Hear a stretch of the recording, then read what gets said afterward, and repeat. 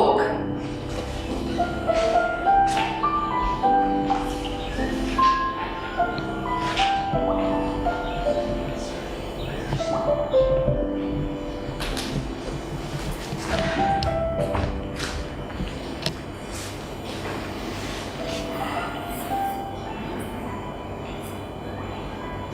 What?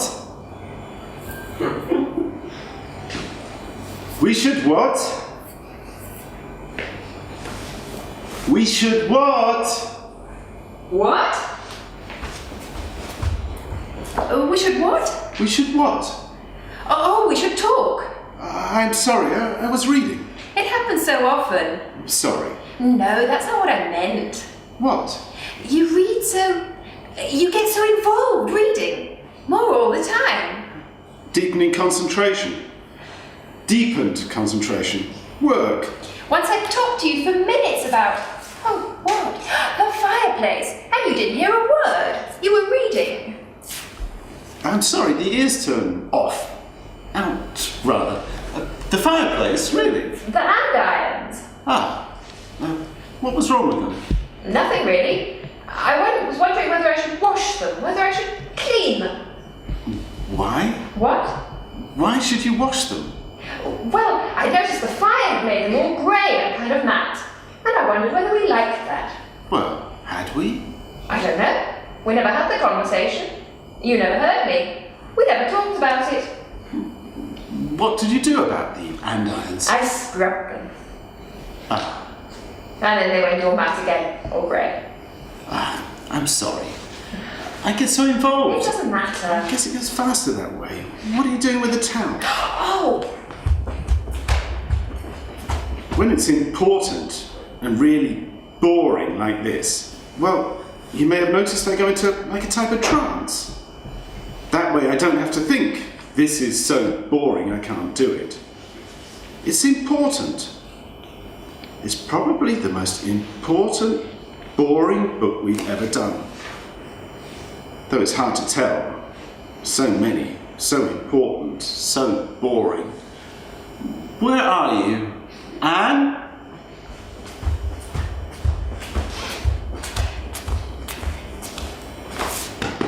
That was close. What was? Hard-boiled spinach. Really? Can you do that? We'll never know. If you're going to cook, stay with the stove. At least in the same room. Well, or microwave. I've decided I don't like microwaves. It's hard to get in there and stir around. You have to trust what you're doing. Well, can't you just stop the thing and open it? Yes, of course you can. But it seems like cheating. Why do we have two of them? We have two of everything. We do? And one for the kids. The kids use the microwave. Where do you live? Have you never been in the kitchen? Twice, as I remember. Of course they use the microwave. All the time. I guess I'm the only one who doesn't. I doubt the cats do. Though they are bright. I want a dog. No, you don't. No, I don't. What's the book? It's the most boring book we've ever published. Really? What an advertising gimmick. The most boring book we've ever published, and you know our reputation. Probably the most important. And probably the most important. Well, as textbooks go, it'll most likely make us rich. The company, anyway. What's it about? You really don't want to know. What's it about? It's about 700 pages. I can barely lift it, let alone read it. But I have to read it, so... Before I married you, my mother said to me, "Why ever would you want to marry a man who publishes textbooks?" She did not. And she could have, and maybe she did. Why ever would you want to marry a man who publishes textbooks? Gee, Ma, I don't know. Seems like fun. I thought your family liked me. They do. He's a good, solid man, my father said. I've told you this. None of this fly-by-night fiction stuff. Fly by night? What does that mean? And how does it relate to fiction? I made it up. He never said it. Look it up. What? A fly-by-night. Well, maybe I will. Or have one of your researchers do it. Is it really that boring? The most boring, etc.? Yes. Except maybe Trollope's autobiography, which we didn't publish naturally. I never read it. Very few people have. I tried. It just kept, well, falling out of my hands. Slipping. This is your party thing, this Trollope thing. You do this at parties. I do? Lots! I didn't know. Never mind. Makes you look smart and funny, which you are anyway. Oh, I'm sorry. It's a good one. Keep it. It's a keeper. Oh, thanks. Anyway, next time you have trouble falling asleep, try it. Or this. Thanks. If ever I have trouble sleeping. If ever I have trouble sleeping, she said, ironically. Well, I see you, you know. Leaving bed before dawn when you think I'm asleep? Do you? Yes. Why? Don't you ever worry? You never say, why can't you sleep? Where are you going? What is it you want? No, you come back. I assume you're about your business. My nighttime business. My pre-dawn business. Oh, I'm sorry, Pam. For all you know, I could go out in my nightdress, down the elevator, out the front door, down 74th Street to the corner, stand there, scream. You could, but you wouldn't. Or get there, strip off completely, lie down, spread my legs to the nighttime. No, I wouldn't, would I? No, you wouldn't. Some night, get up, follow me. You've never done it? Follow me? No. Oh, it is. No, it's what people do. Get up. Who are all these people? People you slept with? No, it's what people do. Where do you go? Some night, get up, follow me. To the kitchen usually, a cup of tea. One night I sat there for an hour and I thought about having my breasts cut off. Where? In the kitchen. You didn't. Why not? Over 20% of us get breast cancer and over 50% of those do die of it. What better way to avoid it if you're young enough? Are you? I don't know. Probably. Probably not. You would tell me, wouldn't you? What? Well, if you were thinking of doing it seriously. No! I'd go to a clinic when I do that sort of thing on the fly. The fly by night. And I'd go in and I'd say, hello, I'd like to have my breasts cut off, prophylactic and all. And don't tell my hubby. Do you think there are women who do that? No one can do anything. Everything. Either. Both. You were seriously thinking of doing it? I was thinking about it. About what it would be like to think about it. About doing it. Once you hear of an idea, you never know where it's going to lodge itself. When it will move from being something learned to something considerable. Something you might think about. Which is not far from being thought about. If you wanted to or needed to. No, we all die of something. Sooner or later. Yes. Yes, but you do love pedantry so. Dying of not doing something can be carelessness. Having your breast cut off can be called care. An extreme case, yes. Only a crazy person. Then there are lots of loonies around. No one. Many. Only a crazy person. Have it your way. I remember the night I thought about thinking about it. My mother had called me that day and told me she decided to have an affair with somebody. She did? Who? I don't know. Somebody. Yes, but you said... I said, why are we moving this conversation away from me, by the way, from something that concerns me? That she decided to have an affair with somebody. Yes? And of course I said, who? Who are you going to have this affair with? Well, of course. Not necessarily. I might not have wanted to pry, or to know. Well, I suppose that's possible. But I did want to pry or to know, so I did. Pry? Ask. Who are you going to have this affair with, I said, casual-like. And? And she said she didn't know. She hadn't decided. Or maybe she hadn't met the person. The man? Not necessarily. All she knew was that she decided to have an affair with somebody. She didn't know who. It just seemed like a good idea. Or so it seemed to her. Does it seem like a good idea to you, I said. I assume it does. Not necessarily, she said. It might be something bad I want. Of course, for reasons that I haven't figured out yet. You get more complex with age, I said. Like cheese, she smiled. I think. Something bad might be a good thing in that case, I said. Yes, she said. Isn't life odd? Like hacking off the breast? Having them hacked off. Oh yes, sorry. So we're back on that then, are we? Well, did her telling you lead you to your breasting in some weird, convoluted female way?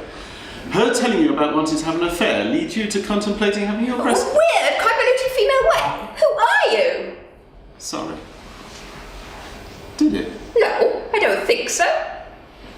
Although maybe if I had no breasts, the likelihood of having an affair, if I were planning to have an affair, would be, well, I was going to say diminished. Well, why not?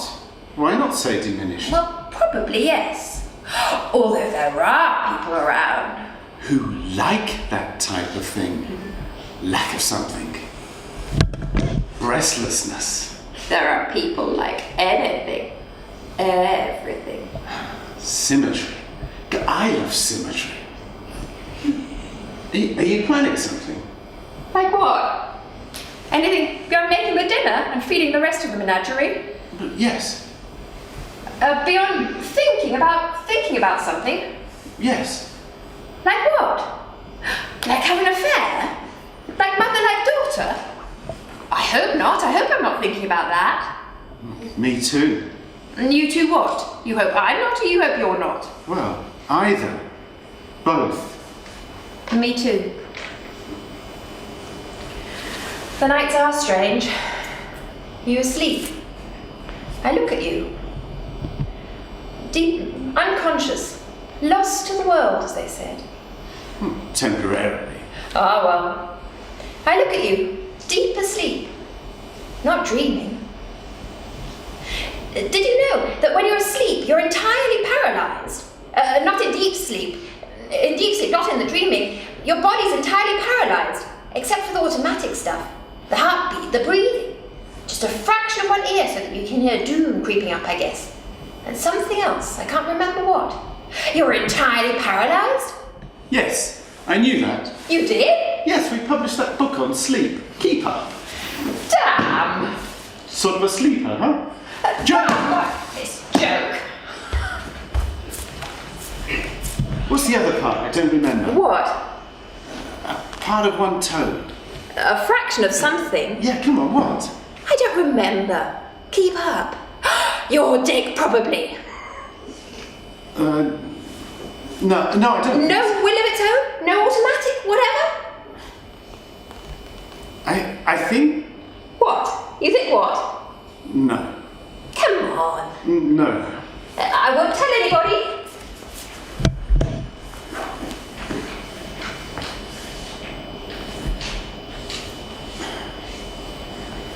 I think that my circumcision is going away.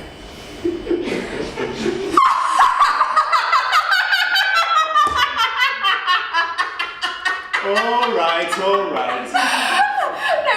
wait. You think what? You think your circumcision is doing what? It's not funny. No, of course not. All right, that's it. No, wait.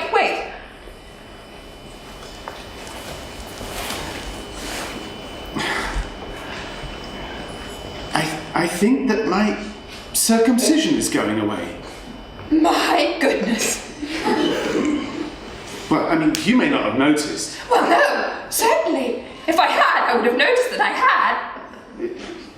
It's just that when I take it out to pee, my penis. Yes, I gathered. Well, the foreskin seems to be coming over the ridge of, the glands. Just a little. My goodness. And when I'm sitting on the bed and I'm naked and I look down, It seems even more so. Even more of the gland seems to be covered. Gracious. Well, I mean, it may not mean much to you. Oh, but it does. I mean, if you've been married to a circumcised husband all these years, and suddenly there's a foreskin waving at you, you're bound to wonder, who is this? What is this? It's not that. I mean, there is no foreskin as such. It's just that my penis seems to be retreating. A little. Not much, but a little. That's so sad. Time? Time. Things happen, as the man said. Well, I just thought I'd mention it. Certainly. Do you want to have it looked at? Professionally, I mean. No, I'll just keep an eye on it. Oh, well, I would. I mean, the thrill of your glands. All right, all right. Darling, if you want to regrow your foreskin... I do not want to regrow my foreskin. I mean, I'm sure there are ways. Yeah, like hanging weights on it for years. I've read about it. Hanging weights on it isn't even there. What isn't? Your foreskin. Except you say it's coming back. That's not what I said. I said my circumcision was going away. I did not say my foreskin was coming back. It can't, for Christ's sake. It's gone. A doctor took a pair of scissors. A scalpel, I think. Whatever. I was a baby. Nobody asked me. They just took it away. And you not even Jewish. And me not even Jewish. They should ask. You weren't a week old, for God's sake. I mean, they should wait. They should wait and ask. How long? You mean? Until you're what, 5? Honey, would you like to be circumcised now?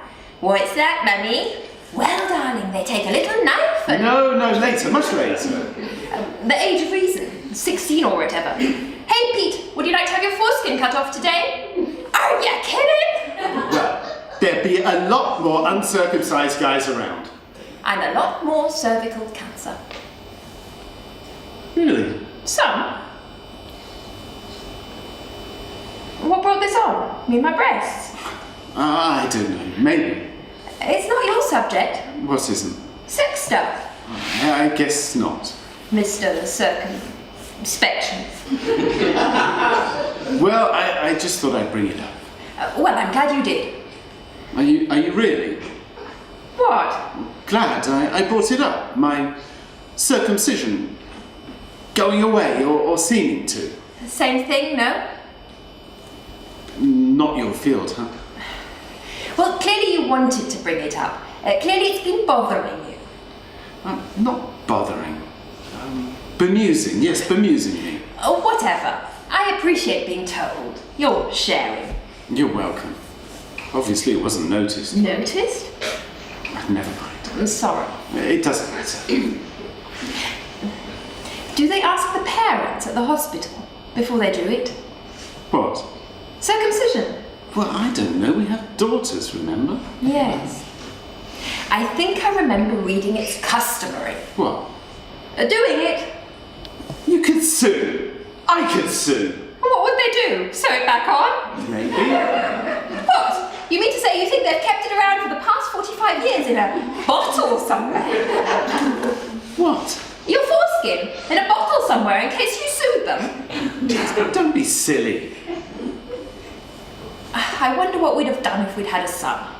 What? Circumcision? Yes, if they'd asked us. Damned if I know. Well, sir, that's a fine bouncing baby boy you've got there. I've never understood bouncing. They don't bounce it, do they? Don't be silly, it's a figure of speech, your field. Fine bouncing baby boy. Shall we trim his penis for you? For him? I'd say no. I'd say, if they came at me like that, I'd say no. Well, I guess I'd leave it up to you. Male stuff, huh? There are things. And there are women things too. Things you and the girls talk about, make decisions. Things I don't know about. Don't be silly, they're barely teenagers. This isn't Africa. We don't circumcise our daughters. Oh, it's disgusting what those tribes do. Yes. It cuts down on their infidelity, though. What? Circumcising the girls. And they don't do it at birth. They wait. Until puberty, I think. Then they do it. Hack off the clitoris. Stop. Kills all the sensation, all the pleasure when they're old enough for pleasure. Cuts down on infidelities, I said. No pleasure, no reason. No physical reason. Like cutting off the breasts. Hacking. Yes, sorry. Circle. Oh, yes. Full circle. What was it you wanted when you came in? When? Well, when you came in. When? When you came in with a dish towel. We should talk, you said. Did I? Yes. Well, I must have wanted to talk about something. Well, yes, I assumed. And we didn't talk about it. No, I don't think so. I wonder what it was. Was this before the spinach? During. I wonder what it was. Maybe if you go out and come back in again. That's silly. Well, it might jog your memory. All right, I'll go back out and come back in. And I'll go back to my book. Okay.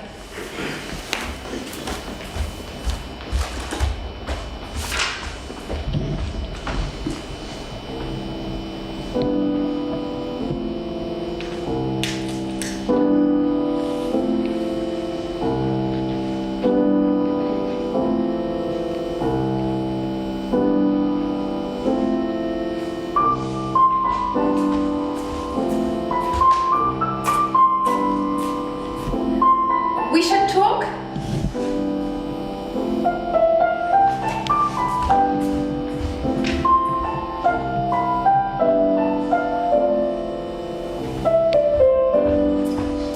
That didn't do a thing.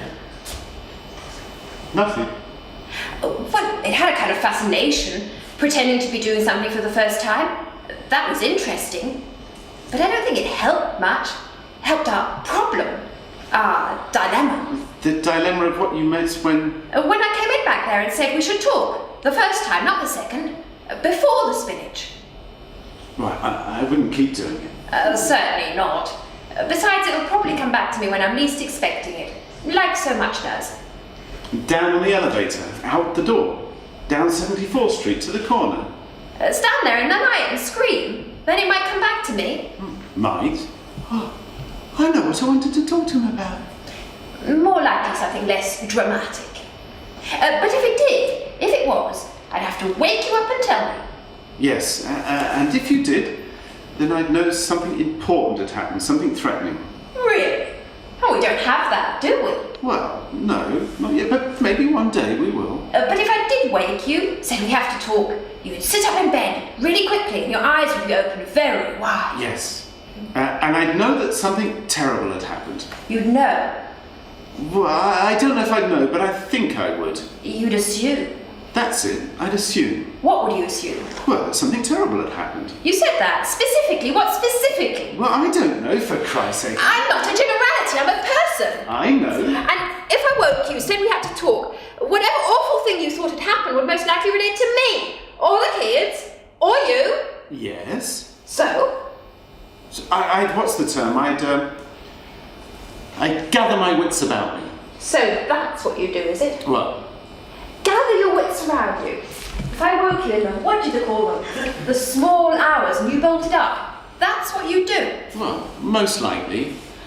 Or scream, or refuse to wake up. If you thought it was going to be terrible enough. Yes, but I'd probably bolt up, gather my wits about me, and ask you what it was. But what would you imagine?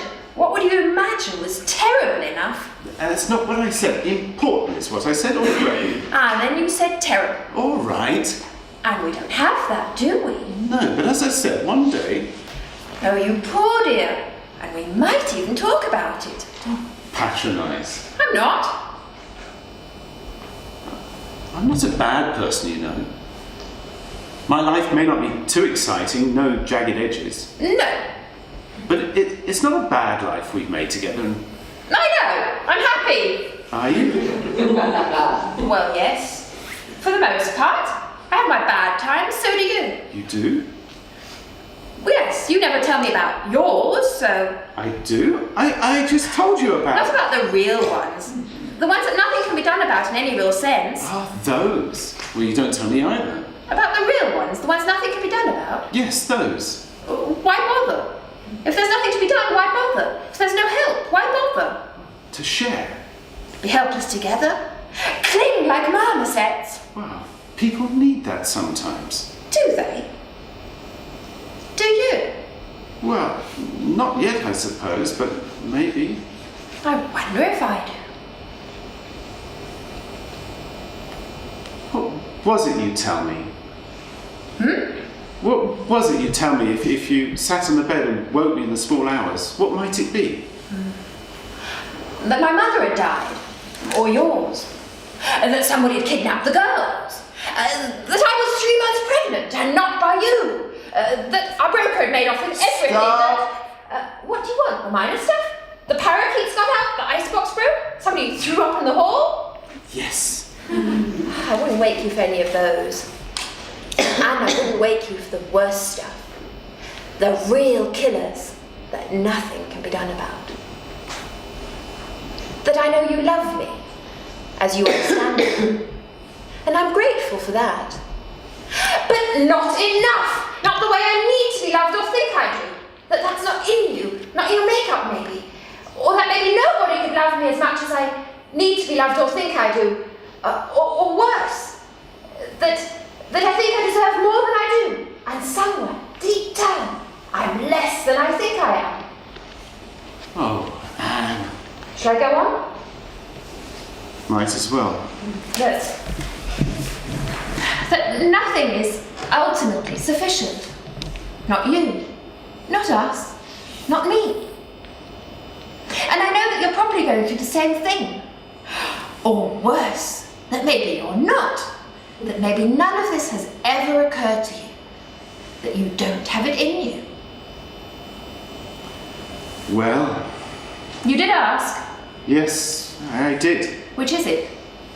Sorry? That you don't have it in you? Be kind. No. Do you have it in you? I thought we both made a decision when we decided to be together, or even before we met. I thought we made a decision. Must have made one.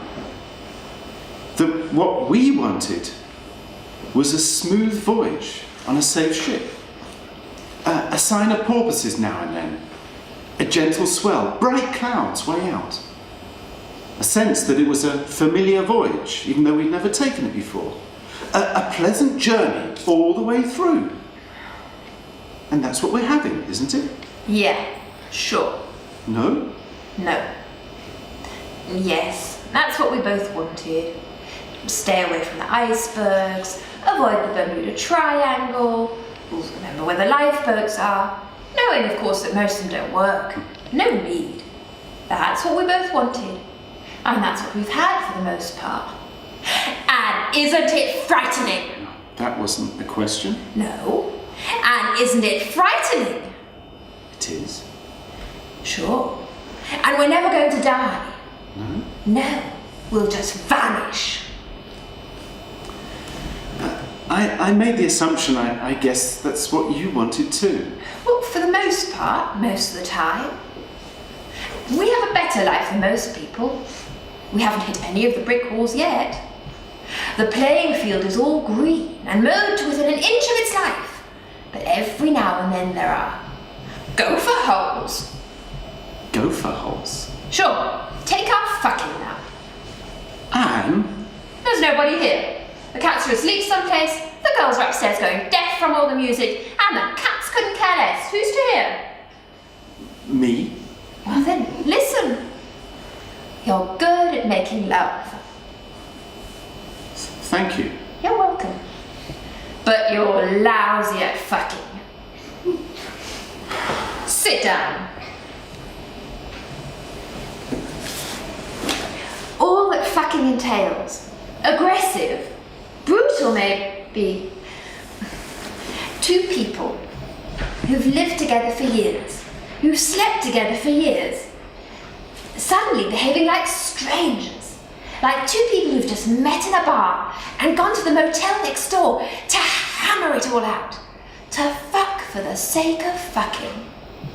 Two people who've lived together for years, who love each other deeply, suddenly going at each other like strangers.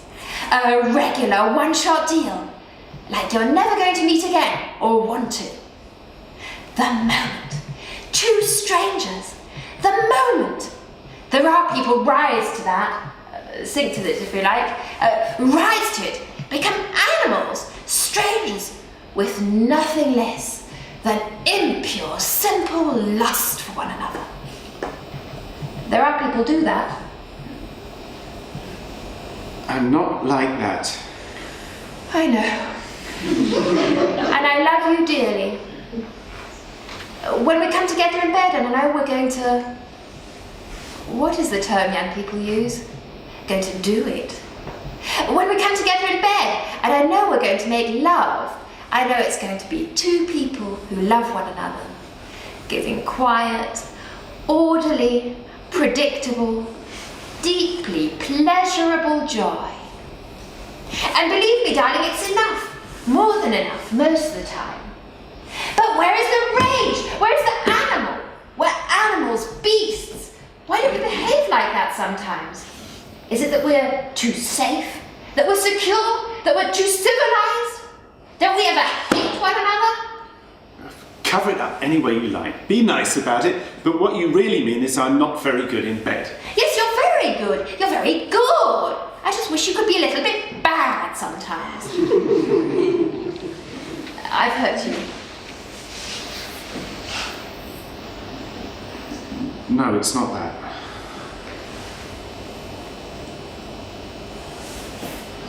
I was bad once. I was very bad. Oh, recently? No, before I met you. Oh. I've never told you. I never thought I'd have to tell you. I was at college. I pledged to a fraternity. Well, back then bright people did that sometimes. Well, there was a lot of hazing. You know, forcing beer down us until we threw up. Making us take terrible enemas until we couldn't hold it anymore, and then throwing us out of doors naked so that passers-by... Jesus! Yes, well... And then one night, there was the sex party. Oh? It was pretty ugly. It was organised with one of the sororities. The pledges were put together, the girls with the boys, and we were supposed to fuck. Cherry popping, they call it. I don't believe it. What happened? No, the term. Oh, there it was. There was a lot of liquor, grass, other stuff. Mattresses spread out on the floor, lights way down, rooms too, and most of the people wanted it. Or seemed to.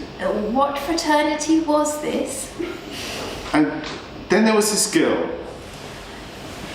She came on to me. I didn't know her. From Eve? From what? Oh, very good. I didn't know her. She led me into this room and we were alone in there. And, you know, I'd been with a couple of other girls before in my life, so I wasn't a total amateur. We were both pretty high, mostly grass, I think. And we got naked, and she started playing with my... Your ear?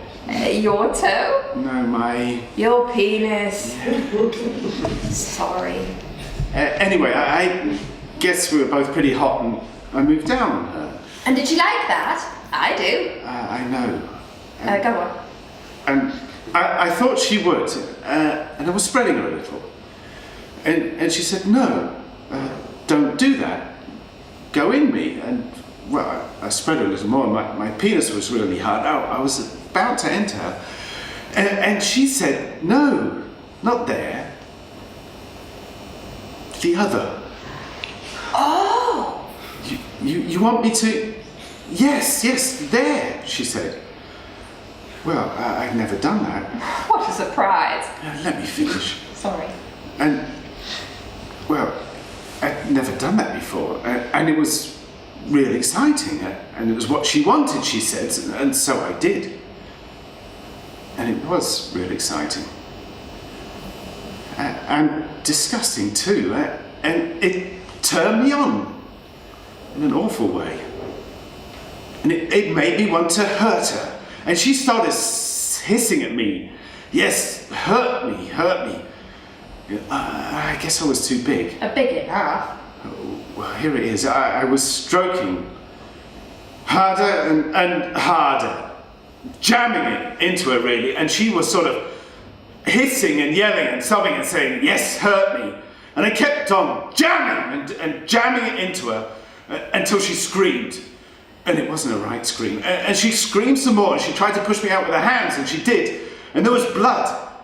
My penis was all bloody. Not your penis, your dick, your cock. That was what was bloody. Yes. And I was all bloody. And she was crying. Whimpering, really. I said, oh my God. I'm sorry. I'm so sorry. And she said, you hurt me. And I said, that's what you said you wanted me to do. You said you wanted me to hurt you. God, I'm sorry. I'm so sorry. What happened? She went to the infirmary and they fixed her up, they told me. And she never told anybody who I was. I guess she was too embarrassed. Or too nice? Too nice, yes. So you see, I've been careful never to hurt anyone. You being everyone for so long now. Thank you. So, it's not alright to want to love somebody and not hurt them? Of course it is. So if I've been too gentle, if I've been too careful... You've learnt your lesson. Yes. I don't think I was talking about pain anyway, not like that. That's not something I want. I think I was talking about being an animal, nothing more. We all are, no? Yes, but we can have it learned out of us, bred away.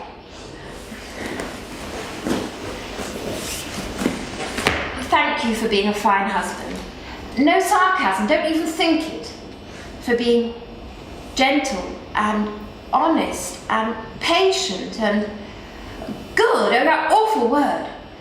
And for putting up with your wife, who seems to want something a little less deserving, although she doesn't really know, has glimmers now and then, but doesn't truly know. You're welcome. All these years, and you never told me. Ditto. Touché.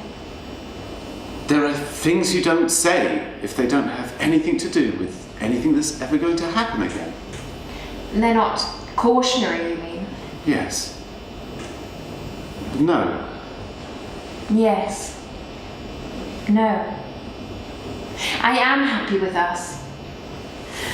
It's me I sense I'm not happy with, not entirely. And I never know what it is. Something other. No one can help. No one, this something other. Not anything. Not anybody, you mean? No, something less maybe. Maybe it's being secure. Maybe that's the killer. It's not pain I want or loss. It's what I can't imagine. But imagining. It's hopeless then. Yes, isn't that nice? If there's no help, why fret it? Has this helped? All of this, has it helped? Yes. A little.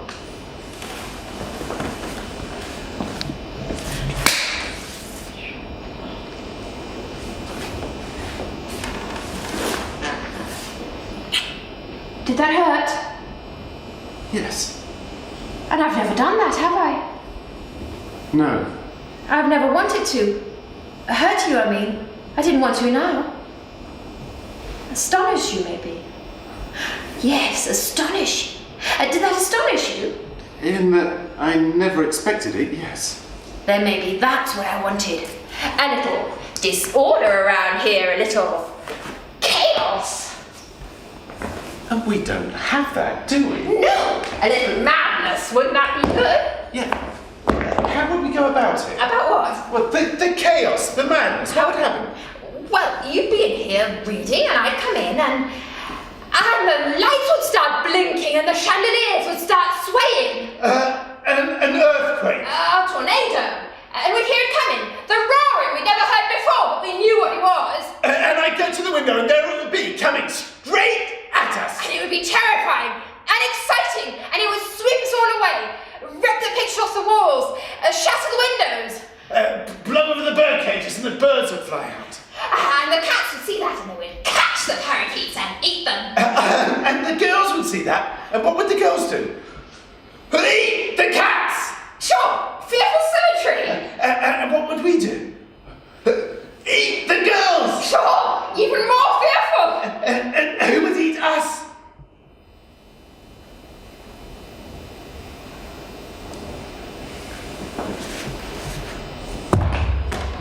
We do that ourselves.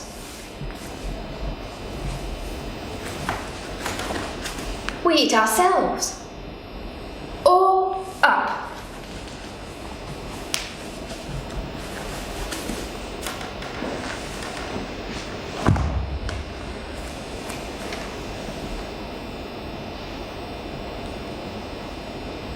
Gobble, gobble.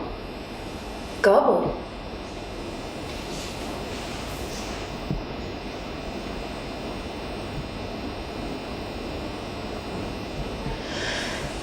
I think I'll try doing the spinach again.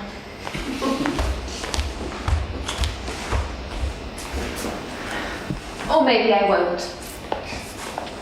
What are you going to do? Read? It's a nice day. Maybe I'll go to the park. Read something readable. Don't be forever. I won't. I love you, you know. Yes. And I love you.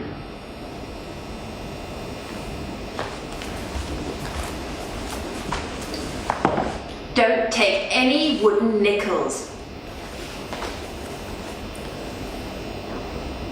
Don't take any what? Anne?